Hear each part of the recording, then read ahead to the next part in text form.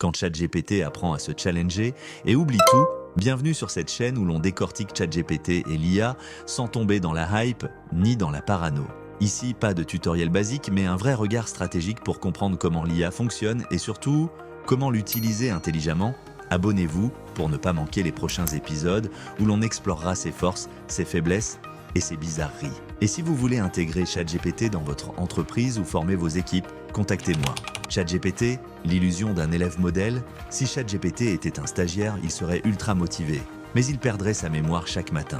Vous lui apprenez une super technique le lundi et le mardi, il vous regarde comme si c'était la première fois qu'il entendait parler de ça. Bref, un cauchemar RH, mais attendez, et si je vous disais qu'il peut s'améliorer pendant quelques précieuses minutes? Oui, il peut se challenger, apprendre de ses erreurs, affiner ses réponses, mais uniquement tant que vous ne fermez pas la fenêtre. Alors, est-ce qu'on peut vraiment parler de progression? Spoiler, oui, mais non. ChatGPT peut-il se challenger tout seul? Parfois, ChatGPT semble s'améliorer, vous lui demandez un truc, il répond mal, vous le reprenez, et il vous sort une réponse bien meilleure. Il apprend, il devient plus intelligent. Non, il fait juste ce qu'on appelle de la correction contextuelle. Il ajuste sa réponse à ce que vous attendez, mais dès que vous recommencez une nouvelle session, il a tout oublié.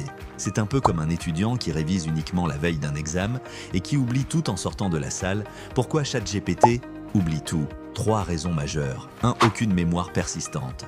ChatGPT ne stocke rien entre les sessions. C'est un peu comme si votre ordi oubliait tous vos fichiers dès que vous l'éteignez. 2. Pas de remise en question spontanée. Contrairement à nous, il ne doute pas. Il ne se dit pas « j'ai peut-être dit une bêtise la dernière fois, je devrais vérifier ». Il répond « point 3 ». Un mode réinitialisation constant. Chaque nouvelle conversation est comme un reboot. Vous pouvez avoir passé 1 heure à le former, ça ne sert à rien. Il recommence de zéro. Peut-on contourner cette limite? Oui, mais c'est du bricolage. Voilà 3 astuces pour lui donner l'illusion d'un apprentissage continu.